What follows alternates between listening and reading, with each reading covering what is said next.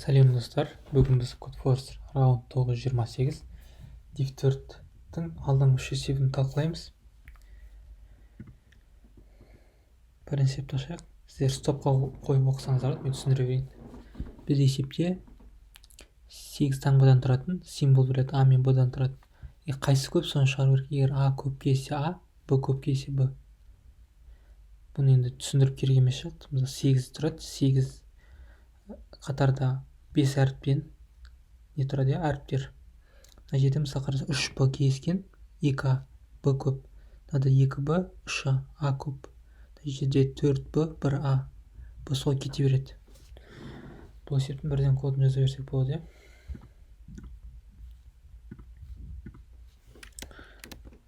Не істейміз? Бірінші біз for жазамыз.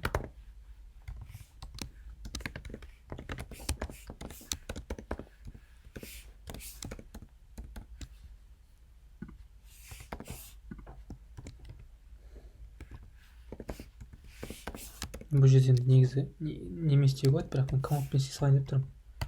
Тағы бір қолданғанша. Өйткені 5 ағарып қой, көп не керек емес. Уақыт алмайды. Мына count деген бізде санап береді. Ішіне қанша символ бар екен. Мысалы a.count b десем, ол менде b-ларды санап береді. Егер a-ларды санап шығады онау, сол b-larдан көп болса, бізге print a деміз керек. Else b көп болады ғой. Екеуі тең болады деген жағдай келіспейді, өйткені 5 әріп, 5 әріпті не 3, 2, немесе 4, 1 солай келіседі. Мына жерде тесттарды қойып көрейік.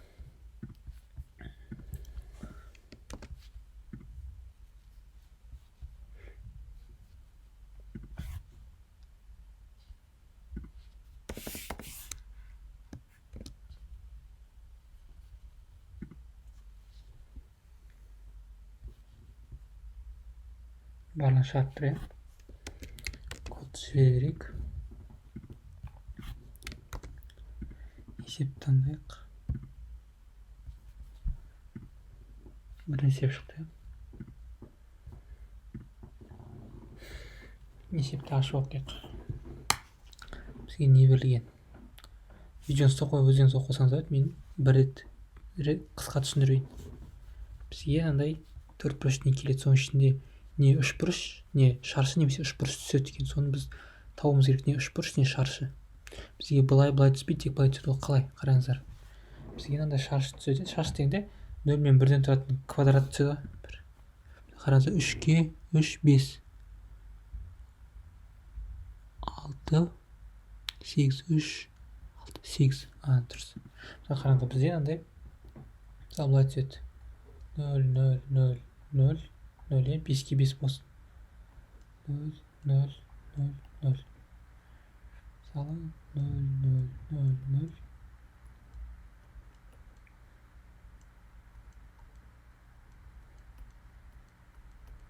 Қалай, мысалы қараңыздар, бірінші линияда 5 сан тұр. Сол 5 сан. Мына жерде 5 сан. Мына жерде 5 сан. Мына жерде 5 сан. Былай санасаңыз 5, 5, 5-тен бұл квадрат беріледі. Енді осының ішіне біз не 3 бұрыш тауымыз керек. Андай бірлерден тұрады. Былай. Деген сияқты. Немесе 4 бұрыш тауымыз керек. 3 бұрыш немесе былай болды ғой. Осылай. Андай былай кішірейеді. Бізге былай келмейді ешқашан 3 бұрыш. Мысалы, қараңыздар. Былай келмейді. Тек былай келеді. Былай, немесе былай.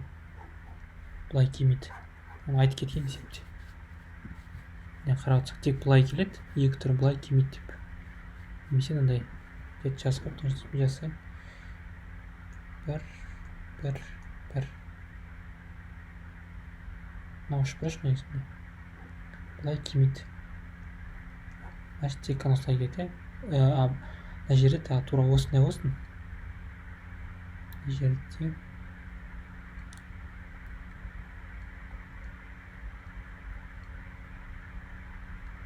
мынада 3 бұрыш бар. Соны табуымыз керек. менде логика мынандай, мен әрбір нені тексеремін, мынандай келген линияны, стрингті ішінде бір бар болса бірдегі ең бірінші кездескен бірді санап отырамын. Мысалы қараңыз, қалай білеміз? Мына бірдің индексі қандай бізде? Мысалы 0, 1, 2, 3, 4. Мына индексі бізде 2. Бітті, осы екіні сақтаймын, болды, сақтап қоямын екіні бір жерге. Одан кейін екіншіден қараймын, тағы 2, иә.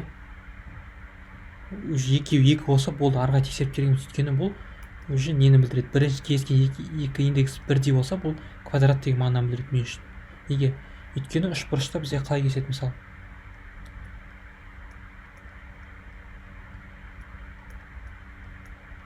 мына жақта бірінші кездескен индекс бізде қанша?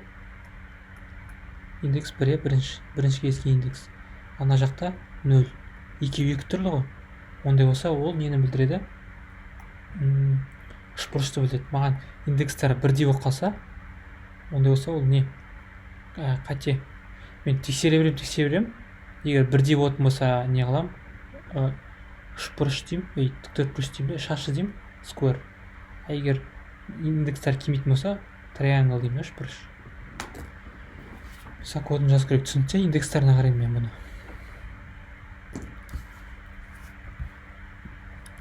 Не істеймін, мына жерде тұрады. Алдына бір есеп нәтижені келейік, кодты жазайық. S керек бізге.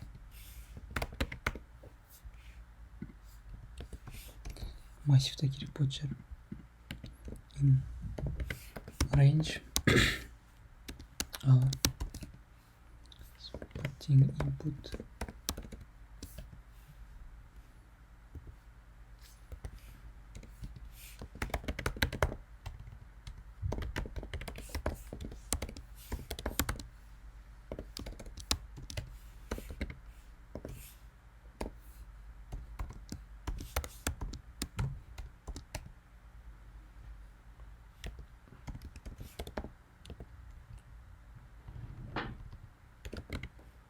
if j not in the болса,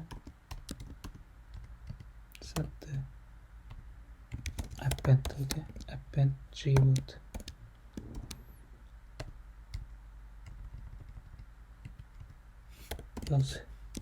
Егер бар болса, r тең square болады.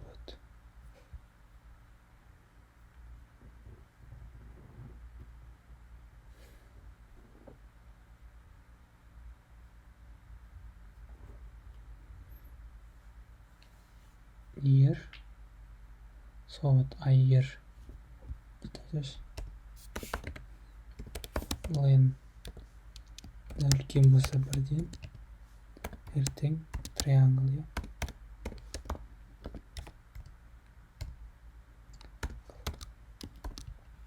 break.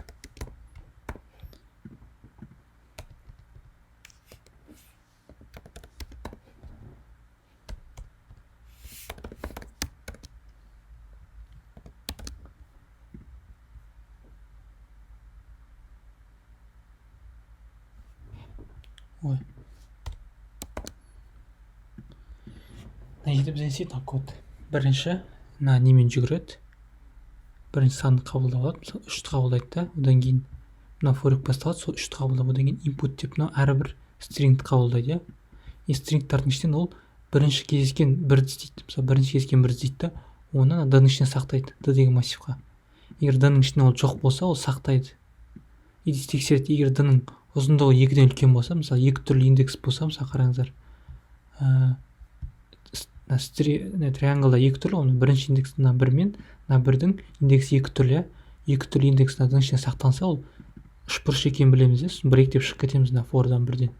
Егер мынаның ішінде жоқ, мына j мына ненің ішінде жоқ болса, d-ның ішінде жоқ болса, бар болса деген сөз, бар болса, ол square екені нені білдіреді? Бар деген, мысалы мына индекс бізде 1 d-ның ішінде бар, иә, уже. Келесі мынаған келген кезде мына 1 тексереді ғой, бар ма деп. Бар болып шығады да, сол кезде else-ға кіреді, r тең square болады да, break болып шығып кетеді. и осы ашады. мынау более тез сияқты, тез код түсінді ғой. Біз индекстеріне қараймыз. Мына бірінші кездескен бір мен екінші кездескен бірдің индексі бірдей болса, онда ол сквер.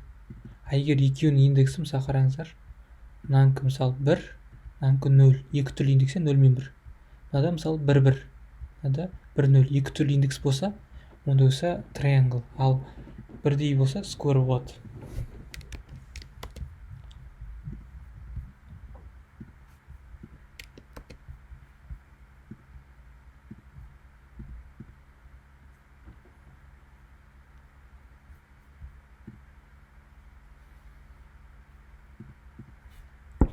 Үшінші есепке келейік.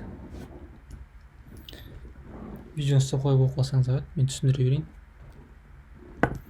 Бізде бір сан бар. Бір сан таңдайды флат. Сол санға дейін сандардың цифрларын қосындысын тауып керек, бірақ бір ереже бар. Андай. Қараңыздар. Мысалы, ол 12 деген сан таңдасын, иә? 12 деген санға дейін 1, 2, 3, 4, 5, 6, 7, 8, 9, 10, 11, 12 бар, иә? Осылардың барын қосындысын тауып керек. Бірақ былай, әрбірінің цифрын қосып, бірдің цифрын қосып, ол 1, 2-нікі 2, 3-тікі 3, 4-тікі 4, 5-тікі 5, 6-нікі 6. Осылай кете береді, 9-тікі 9 болады. 10-дікі бізде 0 мен 1-ді қосамыз 1, 12-нікі 11-дікі 2, 12-нікі 3. Барлығын қоссақ қанша болады? 9-ға дейін қосындысы бізде қандай форма болады? Андай форма бар, n көбейту n плюс 1 бөлінген 2. n-нің орнына 9 қойсақ, 9 көбейту 9 қосқан 1 бөлінген 2. 10, 5 болады, 5 9-ым 45, иә. Значит, 9-ға дейін 45 бізде, иә. 45-ке қосамыз 6-ны, 6-ны қоссақ, 1, 2, 3-тің қосты 51 ма? 2, 3, 6, иә. 45-ке 6-ны қоссақ 51, иә. Барлығын қосындысы 51 болды. Сол ғой, иә. 51. Мысалы қараңыздар, 12-нікі 51. Мына жақта 3-тік ол бізде қанша? 6 ғой. 3-ке дейін сансы. Сіз мысалы 1434-ке дейін сандардың қосындысын қосады, цифрларын қосындысы. Мысалы түсінікті ғой, иә. 12-ден қалай шығады. Ал бізге 3-ке дейін берсе, 1, 2, 3. Қосындысы 6 болады. 10-ға дейін берсе, тура солай. 10-ды просто 1 деп аламыз, цифрларын қосындысы. Мына 45. 45-ке бізді қосамыз, 46 шығады. Енді осыны біз не қылу керек? Шығаруымыз керек. Қалай шығарамыз? Бізде мына идея бар. Бір массив ашып қоямыз. Массивтің ішіне мына соп қарайық. Бізде айтқан n, оның 5 дәрежесінен қанша? 10 мың ба? 10 мың екеу дейміз, 20 мың ба? 5 дәрежесінен біз артында 5 нөл бар. 100 екен ғой, 100 мың. 100 мың көбейту 200 мың. 200 мыңға дейін сандарын бөліп беру мүмкін, мысалы бізге. Мысалы, 12 берді, одан кейін 10 мың беру мүмкін. Одан кейін, мысалы, 190 мың беру мүмкін. Мына уақыт өтпей қалуы мүмкін, да, есеп. Сондықтан десеңіз, біз бір дикшнери, не массив ашып, массивтің ішіне ғой, нөлдерді сақтап қояйық. Осылай. Қанша нөл? 20 мың, иә? 200 мың. 200 мың, 200 мың біреуін артық қояйық, чтобы мына бірінші индексті қолданбашы. Типа 1, 2, 3, 4 деп кете өте соңғысы 200 мыңға индекс шығаратын мына жерге. 0-ші индексті қолданбайтын. Есеппен қайып үшін. Оны осыны істейміз біз. Бір сондай бір массив ашамыз, иә? Ішінде 0-ден не 200 мың үштік болады, иә? 200 мың бір. Сосын бір функция жазып қоймыз керек. Ол def не істейді? Мысалы қарайықшы, бізге бір сан берілсін. n деген. n деген сан 12. 12-ның цифрларын қосындысын қайда аламыз? 1 мен 2-дің қосындысы. 1 жарайды, 1 мен 2-ні қайда аламыз?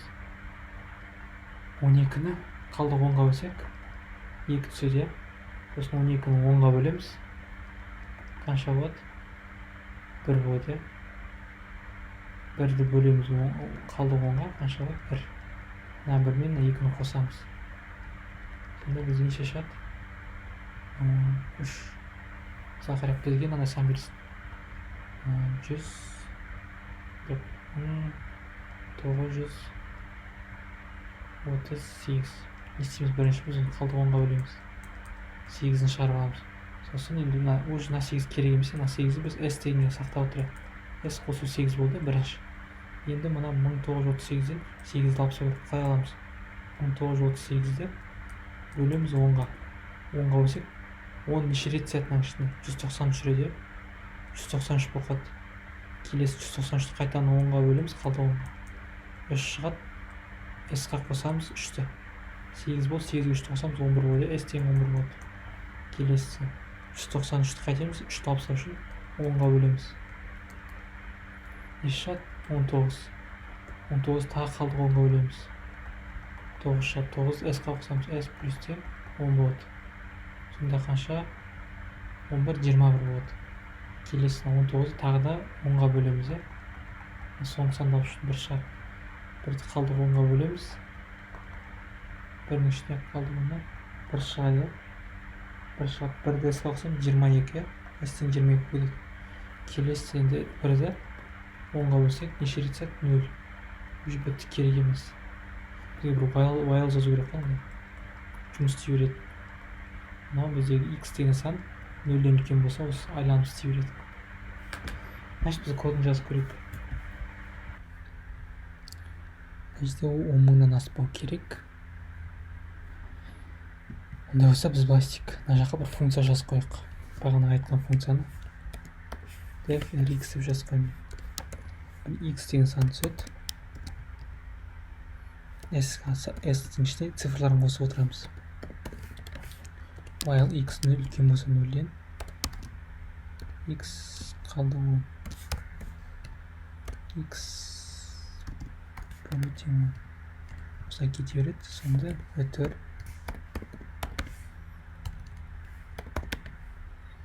S. Енді мына жаққа бір массив ашып қойдым бағана.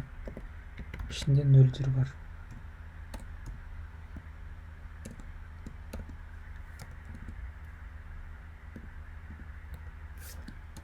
Енді for I in range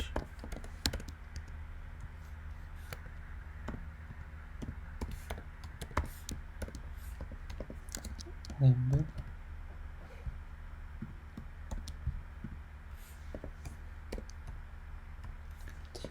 I minus 1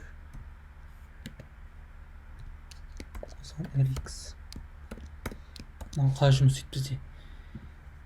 Rx бұл массивқа біз алдыңғы элементтің сандарын алып, новый санды қоссамыз, ол қалай? Мысалы қараңыздар, бізде бір ол бізде қанша болу керек? 1 шыға 1 шығару керек. 2 болғанда бізде 3 шығару керек. Неге? Ол бізде 1 мен 2-нің қосындысы ғой. 3 болған кезде 6 шығару керек. Ол 1 қосу 2 қосу 3-тің қосындысы.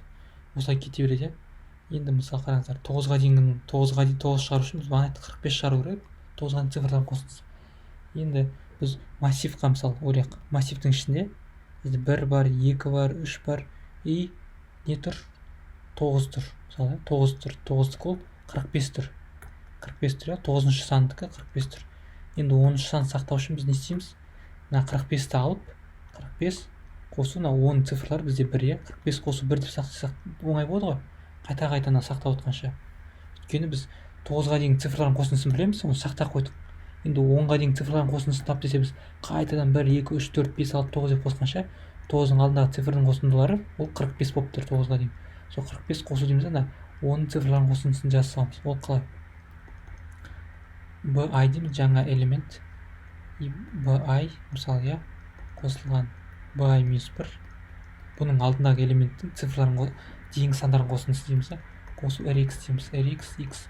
rx бізде мысалы аяқ 10 түссе, 10-ның цифрларын қосындысын тауып береді 1. 22 түссе, цифрларын қосындысын тауып береді 4. ана b минус а минус 1 деген ол алдыңғы 9-ға дейінгі цифрлардың қосындысын шығарып береді. мысалы алдыңғы элементтің ана 10 болса 9-ға дейінгі, 100 болса 99, 1000 болса 999 деген сияқты шығарып береді. енді мына жерде біз print da дейміз ғой, индексін шығарады. Теміз бұл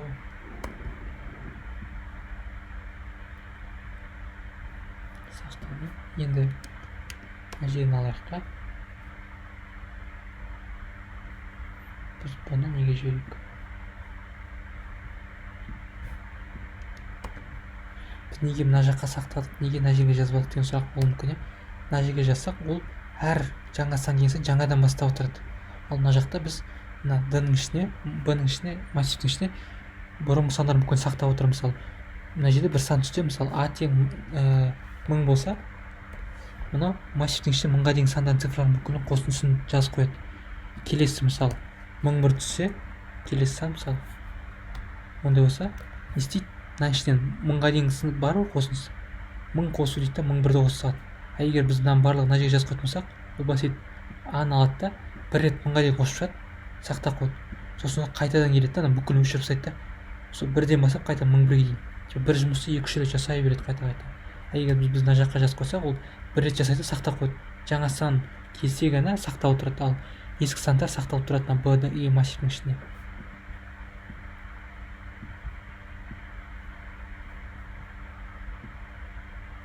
Уақыттан өтті. Бағана мен жіберіп көргем, сонда ішіне жазып көрген болатынмын. Ішіне жазғанда уақыттан өтпей қалатын екінші тестті. Өйткені біз оны сыртына жазуымыз керек, чтобы қайта-қайта сақтап отпас үшін. Мысалы 1000-ға дейін сақтады ма, оны қайтадан 1000-ға дейін сақтап отпас үшін мына жаққа жазып қоямыз. Мына фориктің алдына жаққа жеке өздері. Осылай өздеріңізше көрсеңіздер болады, видеоның есептерді 3 қайтадан.